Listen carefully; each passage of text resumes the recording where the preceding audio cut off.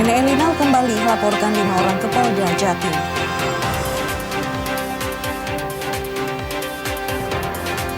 Wakil Wali Kota Surabaya Armuji dan Madas sepakat berdamai.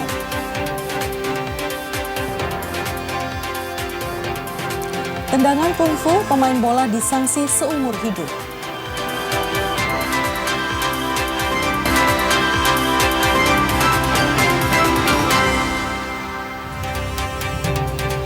Halo saudara, apa kabar Anda hari ini? Kita berjumpa lagi dalam Kompas Pagi. Selain 3 informasi utama tadi, tim redaksi kami telah menyiapkan sejumlah informasi yang penting dan inspiratif lainnya. Bersama saya Vina Putri, inilah Kompas Pagi di Kompas TV, independen, terpercaya.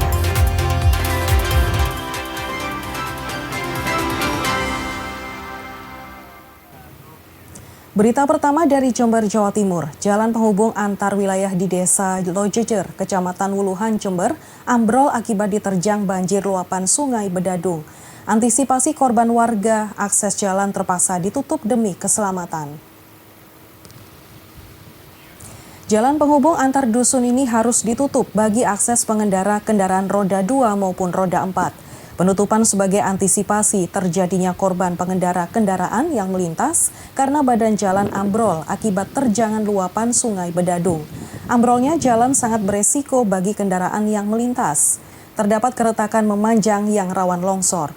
Kondisi ini menghambat aktivitas warga yang harus memutar melalui jalan lain dengan jarak tempuh kurang lebih 2 km. Ya, yang jelas aktivitas warga sudah terganggu, Mas. Karena dengan keadaan yang seperti ini, ya terutama kita takut juga karena mengingat terengsengan yang mau ambrol itu. Ini akses jalan kemana ini? Ini akses jalan menuju Dusun Suladoro, Mas. Ya bisa dikatakan kita bisa ke jalur Kasihan juga bisa. Dan jalan ini habis karena dampak dari air yang cukup deras dari utara menuju ke selatan. Sehingga karena derasnya air dengan faktor cuaca dan juga terutama hujan dan banjir yang ada di utara, sehingga berakibat di wilayah kami, yaitu di Desa Lojejer ini. Dengan dampak ambrolnya badan jalan. Ini sudah habis, tidak bisa dilewati lagi.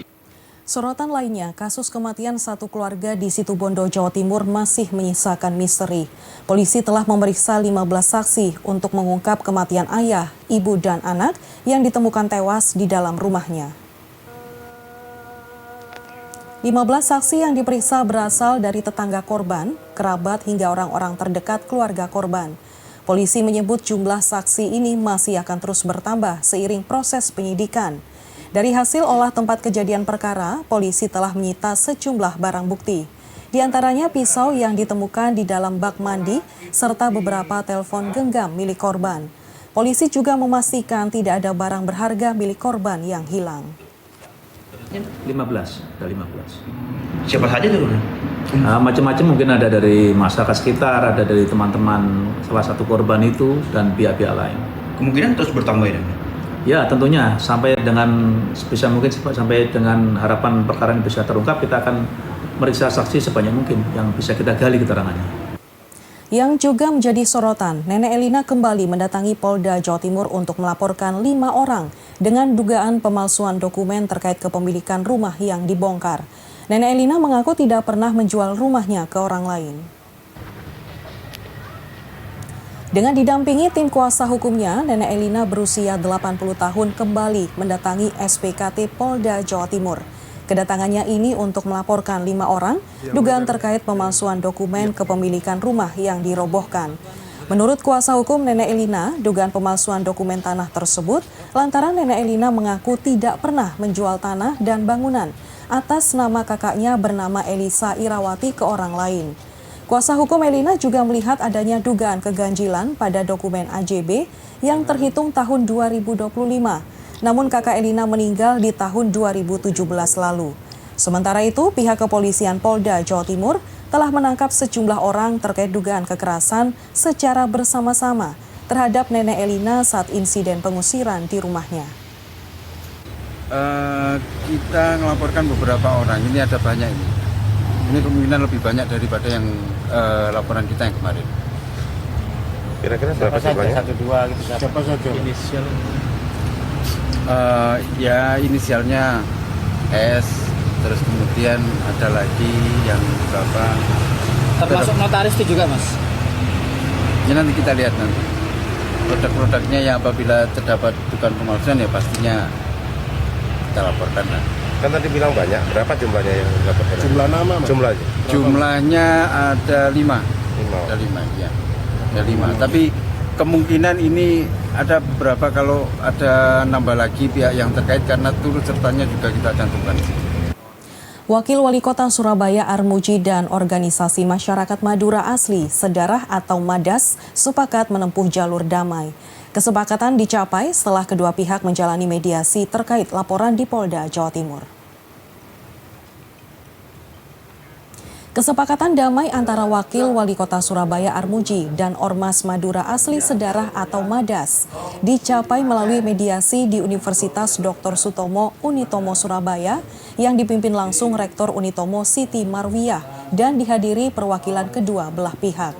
Dalam mediasi, Ketua Umum DPP MADAS Muhammad Taufik memberikan klarifikasi terkait kasus perusakan dan pengusiran paksa Nenek Elina Wijayanti, perempuan lanjut usia berusia 80 tahun, yang terjadi pada Agustus 2025 lalu tidak ada keterlibatan Ormas MADAS dalam peristiwa tersebut. Sementara Wakil Wali Kota Surabaya Armuji juga menyampaikan permintaan maaf atas kekilafan saat menyebut nama MADAS dalam konten sidak yang diunggah pada 24 Desember 2025. Armuji mengaku saat itu mendapat informasi yang tidak utuh terkait dugaan keterlibatan Ormas dalam kasus pengusiran paksa Nenek Elina. Alhamdulillah, kami bersama senior saya, Wakil Wali Kota Surabaya sudah mediasi dan dimediatori oleh Ibu Rektor Unitomo. Ini dalam rangka itikat baik dan semoga ini menjadi klarifikasi dan penjelasan. Beliau sudah minta maaf dan saya juga minta maaf kepada senior tadi. Itu. Nanti untuk laporan yang dicabut ya? Iya. Janganlah kita itu mempunyai satu kerukunan beragama, kerukunan kesukuan, kerukunan ras, atau kerukunan yang lainnya. Di Surabaya ini adalah heterogen. Semua terbuka. Jadi marilah kita berangkulan, marilah kita bersama-sama untuk menjaga Surabaya. Pemerintah Kota Surabaya membentuk satuan tugas Satgas Penindakan Premanisme dan Mafia Tanah. Wali Kota Eri Cahyadi mengimbau warga aktif melapor jika temukan pelanggaran. Premanisme di Kota Surabaya. Inilah Satgas Penindakan Premanisme dan Mafia Tanah yang dibentuk pemerintah Kota Surabaya. Apel pembentukan Satgas di Balai Kota Surabaya ini diikuti jajaran Forum Koordinasi Pimpinan Daerah Forkopimda Kota Surabaya, mulai dari TNI, Polri, Kejaksaan hingga Pengadilan Negeri. Wali Kota Surabaya Eri Cahyadi bilang pemerintah kota tidak akan membiarkan praktik premanisme dan mafia tanah terjadi di Kota Pahlawan. Setiap sengketa tanah harus diselesaikan melalui jalur hukum, bukan dengan intimidasi atau kekerasan. Pemerintah Kota Surabaya juga menyiapkan layanan pengaduan ke Satgas Anti Premanisme dan Mafia Tanah melalui hotline di nomor 0817 0013 010 dan call center 112. Masyarakat diminta tidak takut untuk melaporkan setiap bentuk intimidasi dan kekerasan.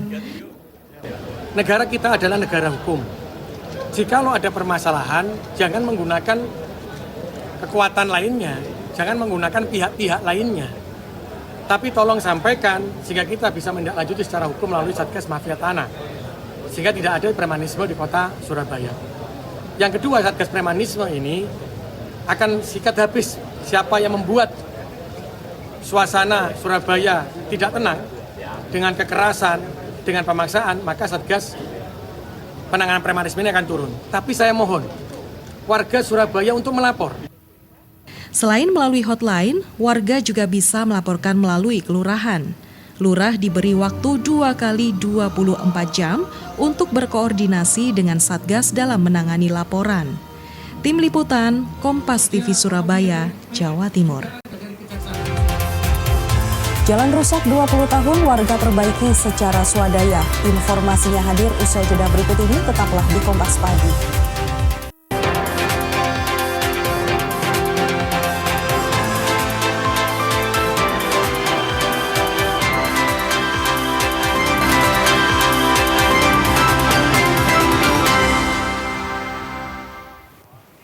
Saudara, petugas damkar Pos Kalirungkut, Surabaya mengevakuasi ular piton yang bersembunyi di bagian mesin mobil. Ular sepanjang 1 meter ini berhasil dievakuasi dalam waktu 5 menit. Dari warga ya. Petugas damkar membantu warga yang melaporkan adanya ular bersembunyi di dalam bagian mesin mobil milik perusahaan tempatnya bekerja. Petugas damkar Pos Kalirungkut, Surabaya yang datang ke lokasi segera melakukan pencarian ular di bagian mesin mobil. Proses evakuasi sempat mengalami kesulitan karena ular bersembunyi di atas bagian roda depan sebelah kanan. Petugas dan pemilik mobil akhirnya melepas bagian penutup roda depan untuk mengevakuasi ular jenis piton. 5 menit kemudian, ular jenis piton berukuran kecil sepanjang 1 meter berhasil ditangkap. Prosesnya sebenarnya nggak sulit, cuman kita indikasinya pada saat itu ularnya kan memang di dalam, kita ada di tengah atau di depan ya.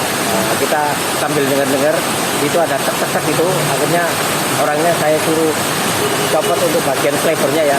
Alhamdulillah ada di situ. Jadi sekitar proses 5 menit lah ular ketemu. Diduga ular masuk ke bagian mesin mobil untuk mencari tempat hangat saat musim hujan. Ular selanjutnya dibawa ke pos damkar untuk diamankan sebelum dilepas liarkan ke habitatnya. Mahendra Triginanjar, Kompas TV Surabaya, Jawa Timur.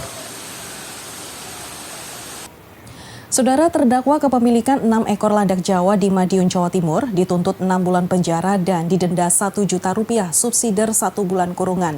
Atas tuntutan ini, kuasa hukum terdakwa mengaku keberatan dan akan mengajukan pledoi. Sidang pembacaan tuntutan dalam perkara kepemilikan 6 ekor landak Jawa yang menyeret Darwanto, warga Gemarang, sebagai terdakwa digelar di Pengadilan Negeri Kabupaten Madiun.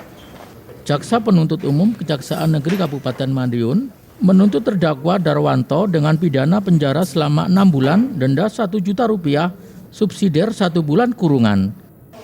Terdakwa dinilai melanggar Undang-Undang Konservasi Sumber Daya Alam Hayati dan Ekosistem.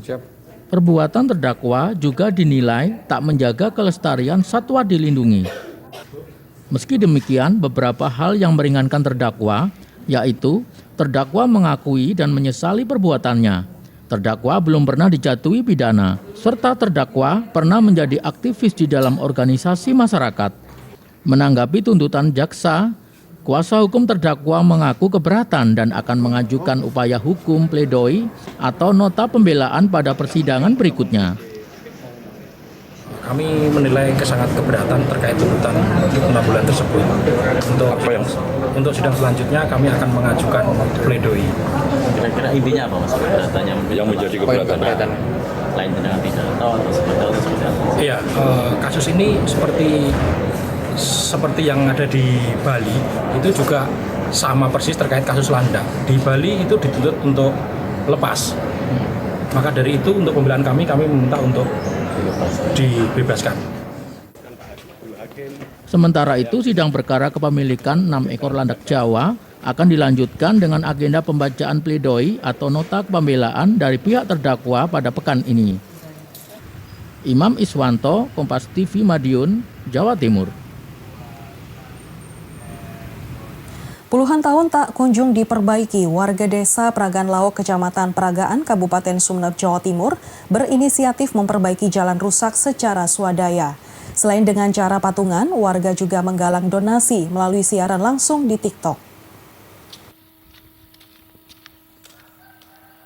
Sudah lebih dari 10 tahun jalan yang menjadi akses vital warga di desa Pragan Laok ini rusak dan berlubang.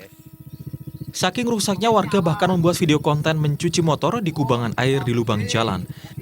Tak jarang timbul kecelakaan terutama saat musim hujan, anak-anak yang pergi ke sekolah terselip atau terjatuh akibat kondisi jalan yang licin dan berlubang. Padahal, jalan ini menjadi penghubung utama aktivitas pertanian, pendidikan, dan perputaran ekonomi warga setempat. Tak ingin berpangku tangan dan pasrah menerima keadaan, warga desa Pragaan Laok dan Dusun Maronggi pun bergotong royong memperbaiki jalan dengan menggunakan alat dan material seadanya. Seluruh dana perbaikan berasal dari swadaya masyarakat, serta donasi yang dihimpun melalui siaran langsung di TikTok. Tak tanggung-tanggung, dana yang terkumpul mencapai Rp30 juta. Masyarakat Pragaan terpaksa mengambil tindakan dengan menggotong royong bersuadaya mengumpulkan dana sedikit-sedikit 2.000, 5.000, 10.000 untuk memperbaiki jalan yang parah. Karena mulai dari kemarin pas musim hujan banyak terjadi korban yang jatuh. Bahkan anak pelajar banyak yang jatuh. Terus ada ibu-ibu lagi ngarit rumput lah. Istilahnya ngarit rumput, pas pulangnya jatuh. Saya mewakili masyarakat Kecamatan Peragaan mohon dengan sangat kepada Bapak Bupati Pausi. Mohon dengan sangat, tolong keluhan masyarakat Peragaan tolong didengar Bapak Pausi. Mohon dengan sangat. Pihak desa menyebut sudah beberapa kali mengajukan perbaikan, namun nihil karena lokasi jalan yang disebut berada di bawah kewenangan pemerintah kabupaten. Warga pun meminta Pemkab Sumeneb turun tangan memperbaiki jalan demi kesejahteraan warga. Nurhalis, Kompas TV, Sumeneb, Jawa Timur.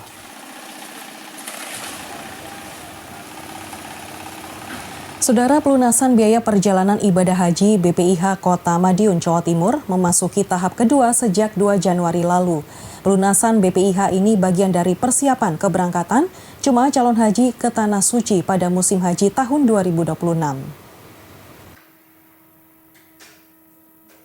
Persiapan ibadah haji 2026 dikebut oleh kantor Kementerian Haji dan Umroh Kota Madiun.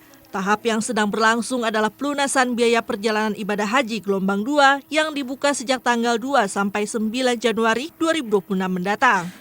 Data Kementerian Haji dan Umroh Kota Madiun, jumlah calon jemaah yang berhak lunas pada tahap kedua ini sebanyak 44 orang. Terdiri dari 23 orang yang mengajukan penggabungan atau pendampingan, 17 calon jemaah kategori cadangan, dan 4 calon jemaah yang mengalami gagal sistem pada tahap pertama pelunasan. Di tahun ini, jumlah biaya perjalanan ibadah haji yang wajib dilunasi oleh calon jemaah haji yaitu sebesar Rp62 juta. Sebelumnya, jemaah telah menyetorkan setoran awal saat pendaftaran sebesar Rp25 juta sehingga sisa yang harus terlunasi sekitar Rp33 juta. Dalam rangka untuk menyerahkan pelunasan haji tahun 2026. Tapi saya cadangan, semoga saya bisa rombongan bisa berangkat bersama-sama dari Kota Madiun. Daftar haji tahun 2012. Ya. Itu bareng sama suami atau? Iya, sama suami. Uang muka 25. 25. Ya. Pelunasannya? Pelunasannya 329 berapa gitu tadi saya kurang hafal ya. Sementara itu diketahui pada pelunasan tahap pertama yang dilaksanakan tanggal 24 November sampai dengan 23 Desember 2025 lalu, telah ada sebanyak 173 calon jemaah haji yang melunasi biaya perjalanan ibadah haji dari total 210 porsi yang berhak lunas. Untuk tahap pertama itu sebanyak 210 orang ya, tapi yang melunasi sebanyak 173 orang. Kalau cadangannya sejumlah 42 orang, Mas. Tapi sebelum melakukan pelunasan itu kami berikan wawasan, pengertian kalau bagaimana sih status cadangan seperti itu ya. Jadi akhirnya jamaah ini yang sanggup untuk melunasi hanya 17 orang. Gelombang kedua ini merupakan kesempatan terakhir bagi calon jemaah haji untuk pelunasan BPIH. Jika sampai batas waktu tidak dilakukan pelunasan, maka secara otomatis calon jemaah tersebut dinyatakan mengundurkan diri, meski sudah masuk urut porsi atau mengajukan penggabungan. Imam Iswanto, Kompas TV Madiun, Jawa Timur. Pemerintah Provinsi Jawa Timur meresmikan SLBB Negeri Karya Mulia Surabaya dengan jenjang pendidikan TK hingga SMA. Melalui sekolah ini, Pemprov Jatim mencetak siswa SLB mengasah keahlian akademik dan vokasi guna meningkatkan keahlian dan daya saing kreatif.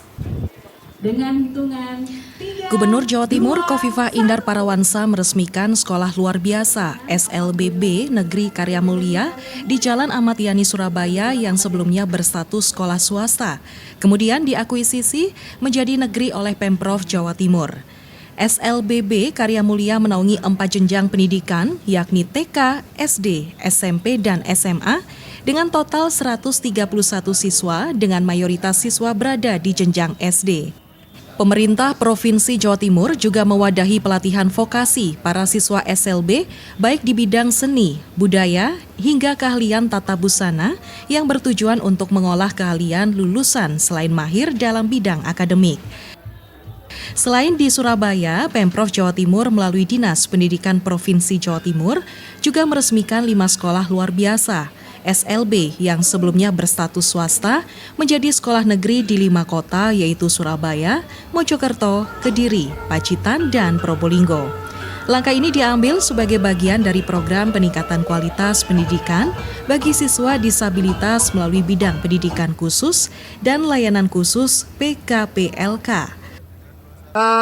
Skill baik soft skill maupun hard skill dari SLB yang ada di Jawa Timur, karena selain SMA, SMK yang juga di dalam program Pemprov adalah SLB. Aksesibilitas menjadi penting, sinergi menjadi penting.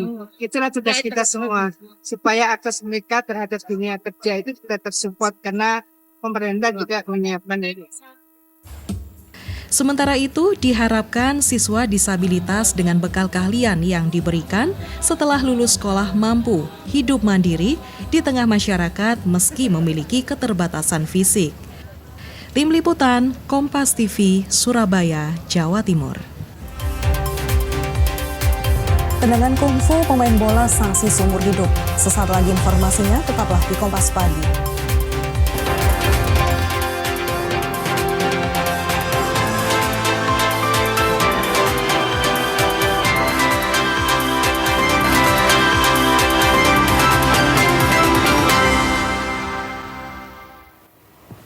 Saudara, pemain klub Putra Jaya Pasuruan menendang dada pemain peserta 1970 Tulungagung dalam pertandingan 32 besar Liga 4 Jawa Timur di Stadion Gelora Bangkalan, Jawa Timur. Komite Disiplin PSSI Jawa Timur memberi sanksi larangan bermain seumur hidup.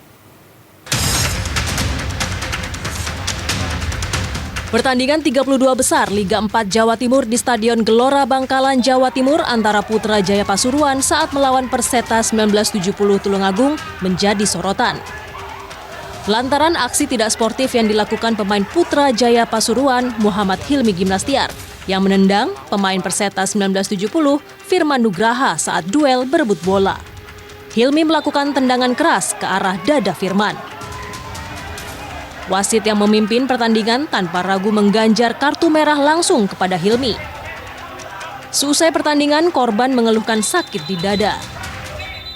Setelah kejadian tendangan kungfu dari pemain lawan, sampai sekarang dada saya masih sakit, nyeri. Kedua, apakah pemain bersangkutan sudah meminta maaf secara langsung ke Mas? Sudah, tapi agak tidak ada etikanya. Usai kejadian ini, pemain Putra Jaya Pasuruan Muhammad Hilmi Gimnastiar dipecat dari tim. Surat pemecatan Hilmi diunggah di akun media sosial tim PS Putra Jaya. Selain pemecatan dari klub, Hilmi juga mendapat sanksi berat dari Komisi Disiplin PSSI Jawa Timur. Ketua Komite Disiplin PSSI Jawa Timur, Samiaji Makin Rahmat, menyatakan bahwa pihaknya telah melakukan rapat internal untuk menjatuhkan sanksi tegas, yakni larangan bermain seumur hidup terhadap Hilmi Gimnastiar. Hilmi dianggap melakukan pelanggaran yang cukup fatal dan berbahaya. Memutuskan bahwa yang bersangkutan melanggar Kodis pasal 48 Ju pasal 49, intinya dilarang mendapat sanksi, dilarang beraktivitas di sepak bola seumur hidup. Pelatih Perseta, Medi Redondo, mengecam aksi pemain lawan karena dinilai tidak sportif hingga mengakibatkan luka pada pemainnya. Sementara kondisi pemain Perseta dalam masa pemulihan karena terdapat retak di bagian dada. Tim Liputan, Kompas TV. Sudah tiba di Indonesia, pelatih Bernardo Tavares mulai memimpin latihan perdana Persebaya di lapangan ABC Kompleks Gelora Bung Tomo Selasa sore. Dalam latihan perdana sebagai pelatih Persebaya, Bernardo Tavares ingin menganalisa dan mengenal karakter tiap pemain agar bisa memaksimalkan potensi dan taktik permainan. Latihan kali ini juga sebagai persiapan tim jelang bentrok Malut United di pekan 17 Super League. Bernardo Tavares bilang laga melawan Malut United akan sulit karena sang calon lawan memiliki kualitas. Bahkan di laga kandang musim lalu, Bajul Ijo dibuat malu 0-2 oleh Laskar Kiraha. In this moment, my target is to try to analyze the players, the condition of the players, try to see the characteristics that they have, because one thing is to see the matches, another thing is to see on the training, to see the behavior on the dress room. So I think this is important because football is not an individual game, it's a collective game. Persebaya never win against Malut. Last season lose at home 2-0 and away in neutral game, neutral field, draw 0-0. And Malut, it's the team of the league that just lose 2 times. So we need to be humble and to work hard to try to do our best. Sajikan total 132 laga kompetisi basket kasta tertinggi nasional IBL 2026 siap bergulir mulai 10 Januari. Duel ulangan final musim 2025 antara Dewa United Banten menjamu Pelita Jaya Jakarta siap panaskan awal perburuan gelar musim baru. Tunawa Budaya, salam kebajikan, salam olahraga. Kompetisi basket kasta tertinggi tanah air IBL siap kembali digelar. Menyajikan total 132 laga musim reguler hingga playoff, genderang perang akan ditabuh mulai 10 Januari. Operator IBL memastikan musim ini akan berjalan lebih seru. Total ada 36 perputaran pemain yang melibatkan nama-nama besar untuk membuat persaingan lebih kompetitif. Duel panas langsung tersaji di pekan pertama.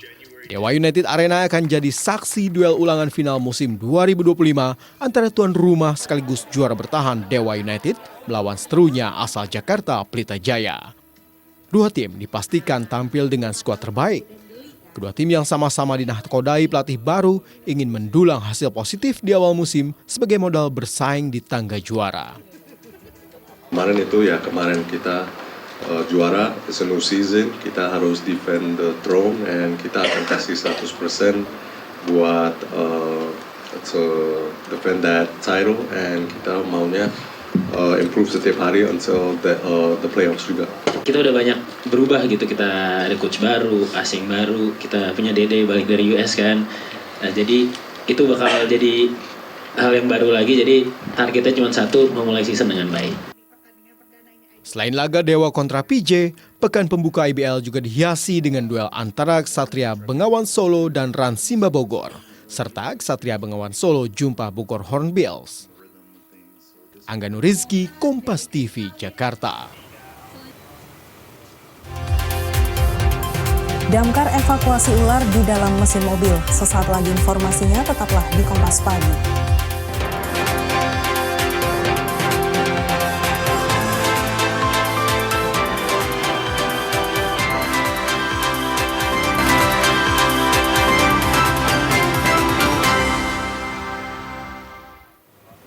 Saudara, petugas Damkar Pos Kalirungkut Surabaya mengevakuasi ular piton yang bersembunyi di bagian mesin mobil. Ular sepanjang 1 meter ini berhasil dievakuasi dalam waktu 5 menit. Petugas Damkar membantu warga yang melaporkan adanya ular bersembunyi di dalam bagian mesin mobil milik perusahaan tempatnya bekerja. Petugas Damkar Pos Kalirungkut Surabaya yang datang ke lokasi segera melakukan pencarian ular di bagian mesin mobil. Proses evakuasi sempat mengalami kesulitan karena ular bersembunyi di atas bagian roda depan sebelah kanan. Petugas dan pemilik mobil akhirnya melepas bagian penutup roda depan untuk mengevakuasi ular jenis piton. 5 menit kemudian, ular jenis piton berukuran kecil sepanjang 1 meter berhasil ditangkap. Prosesnya sebenarnya nggak sulit, cuman kita indikasinya pada saat itu ularnya kan memang di dalam, kita ada di tengah atau di depan ya. Kita sambil dengar itu ada tek-tek itu, akhirnya orangnya saya suruh copot untuk bagian klebernya ya. Alhamdulillah ada di situ. Jadi sekitar proses 5 menit lah ular ketemu. Diduga ular masuk ke bagian mesin mobil untuk mencari tempat hangat saat musim hujan. Ular selanjutnya dibawa ke pos damkar untuk diamankan sebelum dilepasliarkan ke habitatnya. Mahendra Triginanjar, Kompas TV Surabaya, Jawa Timur. Pemerintah Kota Surabaya membentuk Satuan Tugas Satgas Penindakan Premanisme dan Mafia Tanah. Wali Kota Eri Cahyadi mengimbau warga aktif melapor jika temukan pelanggaran. Premanisme di Kota Surabaya. Inilah Satgas Penindakan Premanisme dan Mafia Tanah yang dibentuk pemerintah Kota Surabaya. Apel pembentukan Satgas di Balai Kota Surabaya ini diikuti jajaran Forum Koordinasi Pimpinan Daerah Forkopimda Kota Surabaya, mulai dari TNI, Polri, Kejaksaan hingga Pengadilan Negeri. Wali Kota Surabaya Eri Cahyadi bilang pemerintah kota tidak akan membiarkan praktik premanisme dan mafia tanah terjadi di Kota Pahlawan. Setiap sengketa tanah harus diselesaikan melalui jalur hukum, bukan dengan intimidasi atau kekerasan. Pemerintah Kota Surabaya juga menyiapkan layanan pengaduan ke Satgas Anti Premanisme dan Mafia Tanah melalui hotline di nomor 0817 0013 010 dan call center 112. Masyarakat diminta tidak takut untuk melaporkan setiap bentuk intimidasi dan kekerasan. Negara kita adalah negara hukum. Jikalau ada permasalahan, jangan menggunakan kekuatan lainnya, jangan menggunakan pihak-pihak lainnya. Tapi tolong sampaikan sehingga kita bisa menindaklanjuti secara hukum melalui Satgas Mafia Tanah. Sehingga tidak ada premanisme di Kota Surabaya. Yang kedua, Satgas Premanisme ini akan sikat habis siapa yang membuat suasana Surabaya tidak tenang dengan kekerasan, dengan pemaksaan, maka Satgas penanganan premanisme ini akan turun. Tapi saya mohon warga Surabaya untuk melapor. Selain melalui hotline, warga juga bisa melaporkan melalui kelurahan. Lurah diberi waktu 2 kali 24 jam untuk berkoordinasi dengan Satgas dalam menangani laporan. Tim Liputan, Kompas TV Surabaya, Jawa Timur. Puluhan tahun tak kunjung diperbaiki, warga desa Pragan Laok, Kecamatan Pragaan, Kabupaten Sumeneb, Jawa Timur, berinisiatif memperbaiki jalan rusak secara swadaya. Selain dengan cara patungan, warga juga menggalang donasi melalui siaran langsung di TikTok. Sudah lebih dari 10 tahun jalan yang menjadi akses vital warga di desa Pragan Laok ini rusak dan berlubang.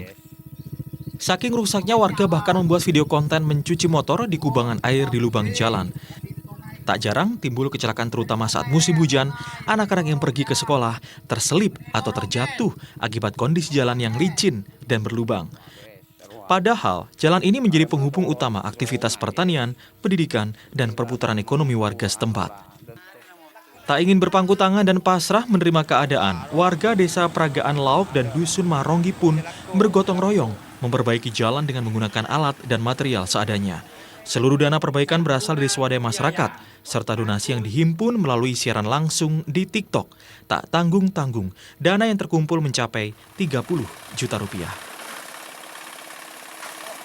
Masyarakat Pragaan terpaksa mengambil tindakan dengan menggotong royong, berswadaya, mengumpulkan dana sedikit-sedikit 2.000, 5.000, 10.000 untuk memperbaiki jalan yang parah. Karena mulai dari kemarin pas musim hujan banyak terjadi korban yang jatuh. Bahkan anak pelajar banyak yang jatuh. Terus ada ibu-ibu lagi ngarit rumput lah. Istilahnya ngarit rumput, pas pulangnya jatuh. Saya mewakili masyarakat Kecamatan Pragaan mohon dengan sangat kepada Bapak Bupati Pausi. Mohon dengan sangat, tolong keluhan masyarakat Pragaan tolong didengar Bapak Pausi. Mohon dengan sangat. Pihak desa menyebut sudah beberapa kali mengajukan perbaikan, namun nihil karena lokasi jalan yang disebut berada di bawah kewenangan pemerintah kabupaten. Warga pun meminta Pemkab Sumeneb turun tangan memperbaiki jalan demi kesejahteraan warga. Nur Halis, Kompas TV, Sumeneb, Jawa Timur. Saudara, pelunasan biaya perjalanan ibadah haji BPIH Kota Madiun, Jawa Timur memasuki tahap kedua sejak 2 Januari lalu. Pelunasan BPIH ini bagian dari persiapan keberangkatan jemaah calon haji ke Tanah Suci pada musim haji tahun 2026. Persiapan ibadah haji 2026 dikebut oleh kantor Kementerian Haji dan Umroh Kota Madiun.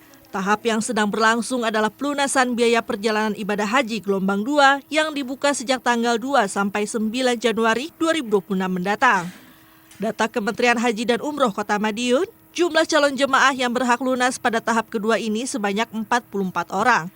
Terdiri dari 23 orang yang mengajukan penggabungan atau pendampingan, 17 calon jemaah kategori cadangan, dan 4 calon jemaah yang mengalami gagal sistem pada tahap pertama pelunasan. Di tahun ini, jumlah biaya perjalanan ibadah haji yang wajib dilunasi oleh calon jemaah haji yaitu sebesar Rp62 juta. Sebelumnya, jemaah telah menyetorkan setoran awal saat pendaftaran sebesar Rp25 juta sehingga sisa yang harus terlunasi sekitar Rp33 juta. Dalam rangka untuk menyerahkan pelunasan haji tahun 2026. Tapi saya cadangan, semoga saya bisa rombongan bisa berangkat bersama-sama dari Kota Madiun.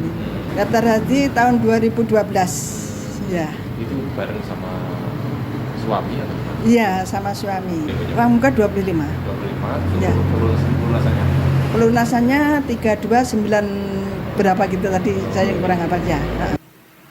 Sementara itu diketahui pada pelunasan tahap pertama yang dilaksanakan tanggal 24 November sampai dengan 23 Desember 2025 lalu, telah ada sebanyak 173 calon jemaah haji yang melunasi biaya perjalanan ibadah haji dari total 210 porsi yang berhak lunas. Untuk tahap pertama itu sebanyak 210 orang, ya, tapi yang melunasi sebanyak 173 orang. Kalau cadangannya sejumlah 42 orang, Mas. Tapi sebelum melakukan pelunasan itu kami berikan wawasan, pengertian kalau bagaimana sih status cadangan seperti itu ya. Jadi akhirnya jamaah ini yang sanggup untuk melunasi hanya 17 orang. Gelombang kedua ini merupakan kesempatan terakhir bagi calon jemaah haji untuk pelunasan BPIH. Jika sampai batas waktu tidak dilakukan pelunasan, maka secara otomatis calon jemaah tersebut dinyatakan mengundurkan diri meski sudah masuk urut porsi atau mengajukan penggabungan. Imam Iswanto, Kompas TV Madiun, Jawa Timur. Anggota TNI sukses ternak burung kenari. Usai jeda informasinya, tetaplah bersama kami.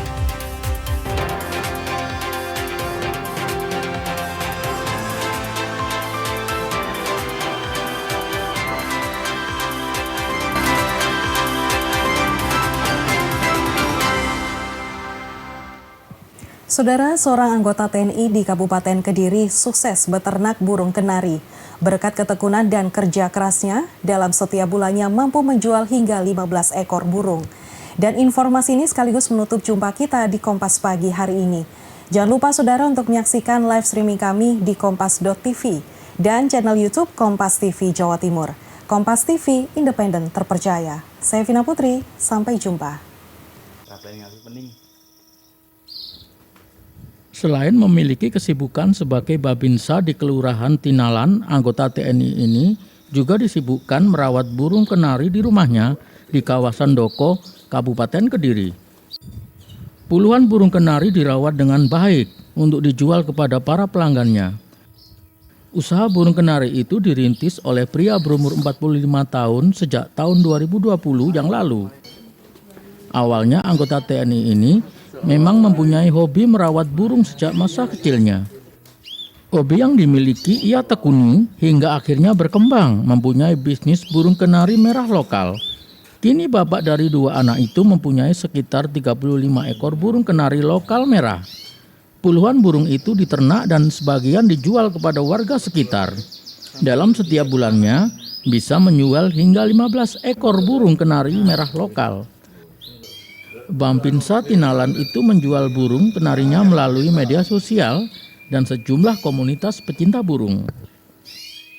Pertama sebagai hobi, sebagai pengobat lelah kami sebagai Bampinsa, mendapat hiburan sebagai peternak kenari.